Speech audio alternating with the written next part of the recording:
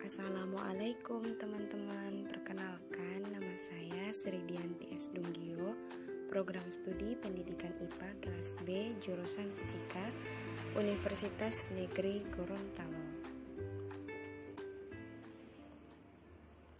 Kali ini saya akan memaparkan materi tentang populasi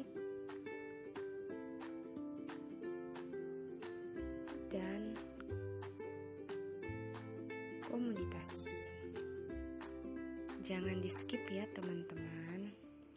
Nah, teman-teman, apa sih populasi itu?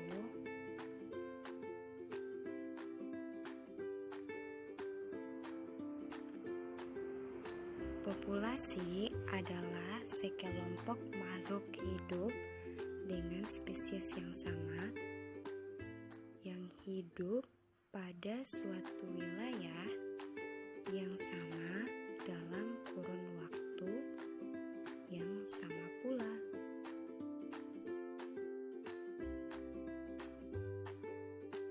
Misalnya saja tanaman padi di persawahan. Begitu pula dengan rerumputan atau serangga yang ada oleh Slamet 1981.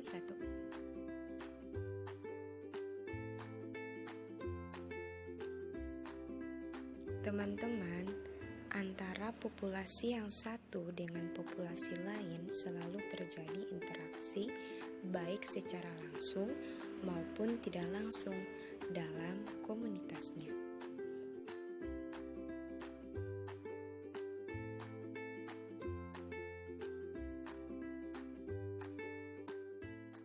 Dalam metode penelitian, kata populasi amat populer digunakan untuk menyebutkan serumpun atau sekelompok objek.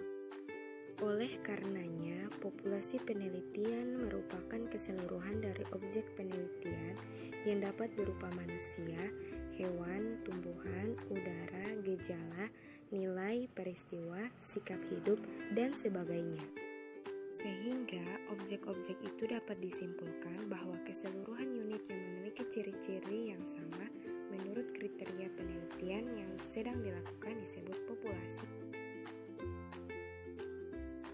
Dinamika populasi adalah suatu kumpulan dari dua atau lebih individu, yaitu perubahan individu satu dapat memengaruhi individu lain. Selain itu, suatu populasi tertentu dianggap sebagai satu populasi berdasarkan konsep dinamika populasi oleh Irmawati 2016. Adapun pola penyebaran populasi dibedakan menjadi 3, yaitu 1. Penyebaran teratur atau seragam di mana individu-individu terdapat pada tempat tertentu dalam komunitas. 2.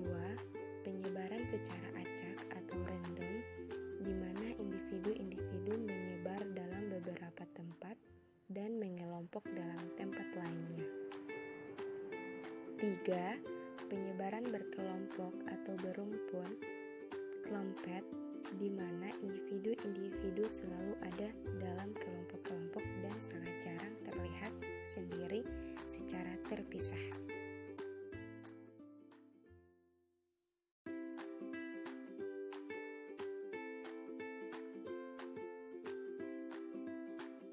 Selanjutnya, struktur populasi.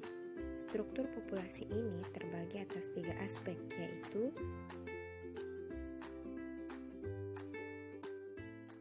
secara disperse atau penyebaran, yaitu penyebaran acak, seragam, dan bergerombol. Selanjutnya, secara agregasi atau pengelompokan, yakni secara perubahan cuaca, perbedaan habitat, proses reproduktif, dan daya tarik sosial. Dan yang terakhir adalah secara isolasi atau pengucilan, yakni persaingan terhadap sumber-sumber yang persediaannya sedikit dan antagonisme secara langsung. Adapun faktor pembatas populasi yaitu suhu. Nah, teman-teman, pengaruh pengaruh suhu terhadap kehidupan adalah hal yang paling mudah untuk diamati, karena rangsangan akibat suhu akan lebih cepat direspon. Yang kedua, radiasi cahaya matahari.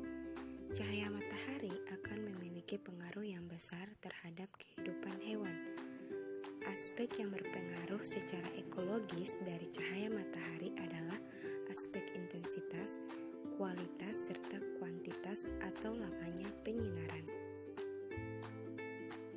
Yang ketiga adalah arus dan tekanan air. Dalam lingkungan perairan, arus sangat berperan secara langsung sebagai salah satu faktor pembatas bagi jenis-jenis hewan yang tidak teradaptasi untuk menghadapi faktor arus. Yang keempat, pH. Alasannya karena setiap tumbuhan mempunyai kisaran pH tertentu untuk pertumbuhannya. Yang kelima, indikator ekologi. Dan yang terakhir adalah gas-gas atmosfer.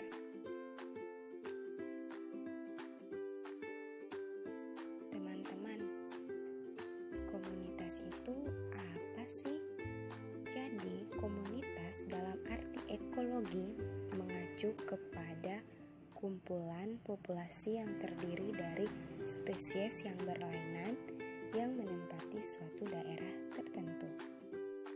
Menurut Odum 1971, ia mendeskripsikan tentang komunitas biotik sebagai kumpulan populasi apa saja yang hidup dalam daerah atau habitat fisik yang telah ditentukan. Hal tersebut merupakan satuan yang diorganisir sedemikian bahwa dia mempunyai sifat-sifat tambahan terhadap komponen individu dan fungsi-fungsi sebagai unit melalui transformasi metabolik yang bergandengan.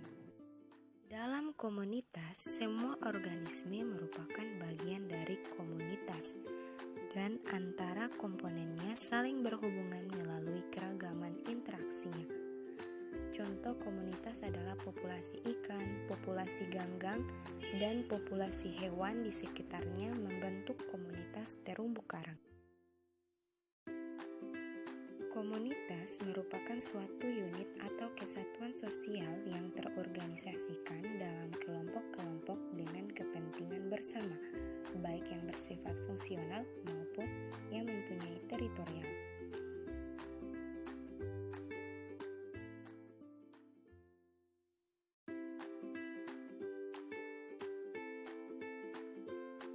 Dalam komunitas bisa terjadi interaksi antar populasi, tidak hanya antar individu spesies seperti pada populasi.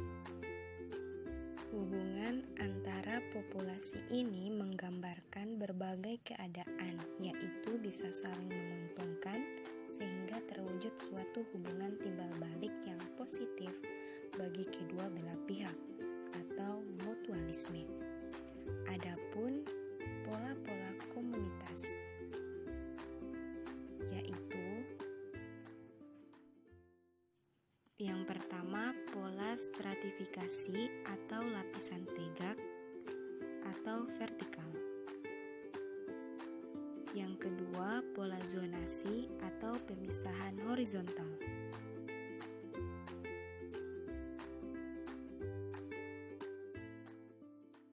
Yang ketiga, pola aktivitas atau periodisitas.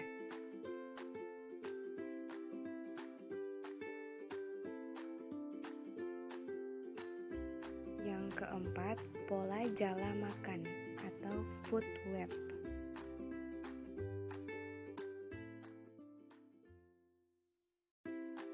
Yang kelima, pola reproduksi.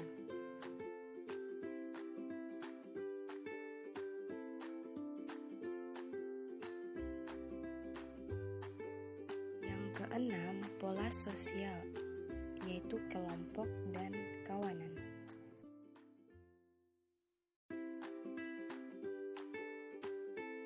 Yang ketujuh, pola koaktif atau hasil kompetisi, antibiosis, dan lain-lain. Dan yang terakhir adalah pola stokastik atau diakibatkan oleh tenaga atau komunitas acak.